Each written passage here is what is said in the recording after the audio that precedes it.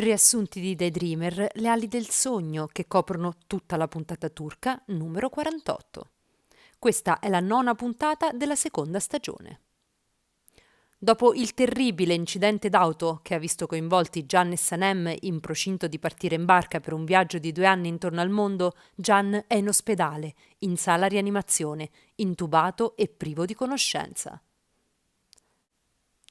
Tutti sono corsi in ospedale e lo osservano in lacrime da dietro il vetro della sala. Sanem intanto è ricoverata in un'altra stanza, è sotto shock e con un collare al collo. Urla che vuole vedere Can, nessuno riesce a calmarla e Nihat, vedendola disperata, si assume la responsabilità di accompagnarla da lui. Arrivata davanti al vetro che delimita la stanza di Can, preoccupata ed impotente, Sanem lo chiama in lacrime. Arriva un medico che comunica che il paziente è in pericolo di vita, avendo riportato una commozione cerebrale ed è in stato di coma indotto. Nei giorni successivi, Sanem viene dimessa, mentre Can è in camera ancora in coma. Ogni giorno Sanem si reca da lui, lo accarezza, gli parla e gli legge delle pagine del suo libro che parla di lui e del loro amore. Dopo un mese Can finalmente si risveglia e tutti si recano da lui. Can, in stato confusionale, chiede cosa gli sia successo, visto che non ricorda nulla. Quindi riconosce tutti i presenti meno Sanem e chiede chi sia lei. Sanem, sconvolta, lascia la stanza seguita da un medico che le dice che può capitare in questi casi che il paziente recuperi la memoria un po' alla volta. Sanem non si sente rassicurata, anzi sente un grande vuoto dentro di sé.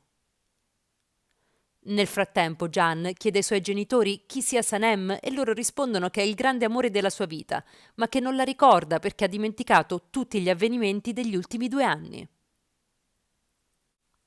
In seguito Can parla con Sanem e le chiede se erano fidanzati perché i suoi ultimi ricordi si fermano ai preparativi per il 40° anno dell'agenzia. Sanem, trattenendo a stento le lacrime, gli racconta del loro amore e Can la ascolta sorpreso ed incredulo. Poi Can torna alla fattoria con Sanem e viene accolto festosamente da tutti. Lui, frastornato, ringrazia, dicendo di non ricordare alcuni di loro, ossia quelli che fanno parte degli ultimi 2 anni della sua vita, tra cui i genitori di Sanem e Muzo. Can aggiunge di essere molto confuso ed infastidito dalla perdita della memoria. Sanem, mentre lo ascolta parlare, è molto triste e con le lacrime agli occhi. Sanem poi raduna tutto lo staff e comunica che il medico ha consigliato di far tornare Can alla vita normale, per cui lei ha deciso di riaprire la vecchia agenzia nello stesso posto. Can la dirigerà e tutti torneranno al vecchio lavoro. Per realizzare tutto ciò, Sanem accetta l'offerta che le aveva fatto la ditta di cosmetici di vendere la formula delle sue creme, ma pone come condizione che loro affidino la campagna pubblicitaria alla rinata Frichiarica. L'amministratore le assicura una priorità sulle altre agenzie, ma vuole vedere il loro lavoro prima di affidargli la campagna pubblicitaria.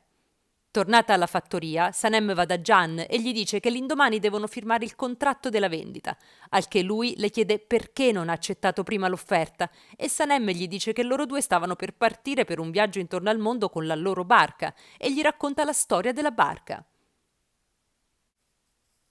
Can le risponde che lui non si ricorda di lei e della barca, non ci riesce, ma che capisce che lei sia sconvolta e che farà di tutto per ricordare. Al che Sanem, con le lacrime agli occhi, lo lascia, dicendo che non riesce a sopportare di sentirlo parlare come se fosse una sconosciuta. Sanem se ne va nel suo giardino e si mette a scrivere dando libero sfogo al suo dolore e alle sue speranze, mentre Can la osserva da lontano. Il mattino seguente, dopo che Can e Sanem hanno firmato il contratto di vendita delle creme, viene riaperta la vecchia agenzia alla presenza di tutti i vecchi dipendenti che sono tornati a lavorarci.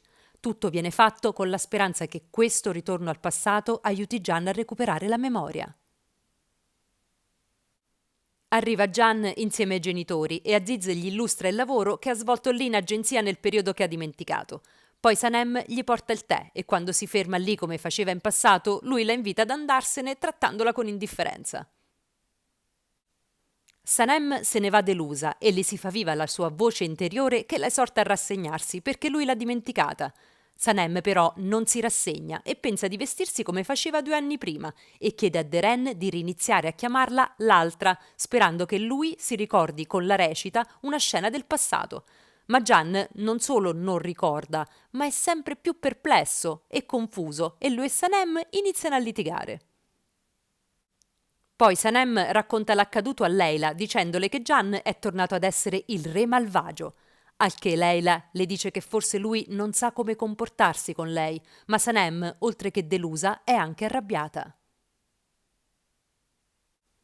Macbeth si sente in colpa per l'incidente di Gian e si lamenta con Nihat. Poi incontra Melihat e le chiede aiuto per far tornare la memoria a Gian. Quindi insieme preparano una pozione di erbe primaverili che dovrebbe essere miracolosa. È sera e Sanem va da Gian e gli dà il suo libro, dicendogli che vi troverà la loro storia e che spera gli piacerà perché quel libro è lui e lui è il suo unico vero amore. Poi lo lascia.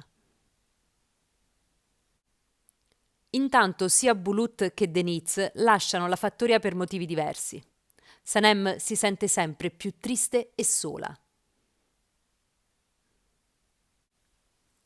Il mattino seguente Sanem porta in ufficio la pozione di Macbeth e la mescola con il tè per farlo bere a Gian. Muzo, JJ e infine Sanem glielo portano spacciandolo per il suo solito tè, ma lui si rifiuta di berlo vedendo che non è il suo solito tè. Sanem dice a Gian che devono andare ad una riunione, ma lungo la strada, con una scusa, gli fa fermare la macchina vicino alla loro scogliera. Una volta avvicinatisi agli scogli, gli chiede se ricorda quel posto, ma lui non ricorda e vedendo Sanem che parla con la sua voce interiore, le dice che pensa che si sia innamorato di una ragazza normale. Sanem si arrabbia e iniziano a litigare, poi ognuno se ne va in direzioni opposte, come succedeva sempre in passato. Al che Gian ha un fugace flash di una lite passata, si ferma un attimo perplesso e poi la chiama, ma solo per tornare insieme in agenzia, e Sanem è sempre più delusa, perché anche questa volta lui non è riuscito a ricordare. Tornati alla tenuta, Gian raggiunge Sanem a casa e lei gli offre una tazza di vero tè che lui giudica perfetto. Poi lei gli chiede se ha letto il libro e lui le dice che ha iniziato ma che non è riuscito ad andare avanti perché si sente in colpa per aver dimenticato un amore così grande. Poi le dice di non essersi riconosciuto nella storia e che doveva essere cambiato molto se si era comportato come descritto. Sanem allora lo sollecita a continuare la lettura che forse può aiutarlo. Poi Gian va a parlare con il padre e gli dice che vede Sanem molto turbata, ma che per lui lei è solo una ragazza che ha conosciuto pochi giorni prima e che non riesce proprio a ricordarla. Aziz allora gli consegna le chiavi del suo vecchio capanno di montagna e lo sollecita ad andarci perché forse stare lì lo può aiutare. Yuma va a trovare Gian con fare molto amorevole, ma lui la blocca subito, dicendole che ha dimenticato solo gli ultimi 2 anni, ma non il passato. Allora, mentre Yuma va via, riceve un invito a pranzo dal patrigno di Miriban, che la porta a mangiare cibo di strada in un parco, e lei allora fa dei selfie di loro due per metterli sui social e indispettire Miriban. Infatti questa, come li vede, si arrabbia e dopo averci litigato per messaggio decide di affrontarla di persona ed esce per incontrarla, seguita da Aziz che cerca inutilmente di calmarla. Raggiuntala, le due hanno un vivace scontro, durante il quale i due uomini riescono a fatica a separarle. Mentre Miriban e Aziz stanno tornando a casa in macchina, lui è molto seccato per il suo comportamento e le dice che lui vuole vivere una vita serena, quindi scende dalla macchina e se ne va a piedi. Sanem decide di riprodurre il profumo che aveva fatto innamorare Gian al loro primo incontro in teatro e ci lavora nel suo laboratorio fino al mattino, quando si reca in agenzia dopo esserselo abbondantemente cosparso. Ma in agenzia lui non c'è perché è andato al suo capanno. Sanem allora lo raggiunge mentre lui sta leggendo il suo libro ed è sorpreso nell'apprendere che lui l'aveva portata in un posto tutto suo dove si isolava da tutti e tutto e che nessuno conosceva. Sanem, mentre parlano, cerca di fargli annusare il suo profumo, ma purtroppo lui è raffreddato e non sente nessun odore. Intanto in agenzia c'è il panico perché Gian e Sanem non sono presenti ad una riunione con lo staff della società di cosmetici, che contrariato dalla loro assenza se ne sta andando. Allora Leila, per fermarli, inventa la scusa che Gian e Sanem sono andati ad incontrare un famoso regista per convincerlo a lavorare nella loro campagna e li invitano ad aspettare che tornino. Nell'attesa gli illustrano la presentazione della campagna che riscuote un gran successo. Nel frattempo, al capanno, Sanem vuole riprodurre la prima volta che c'erano stati insieme.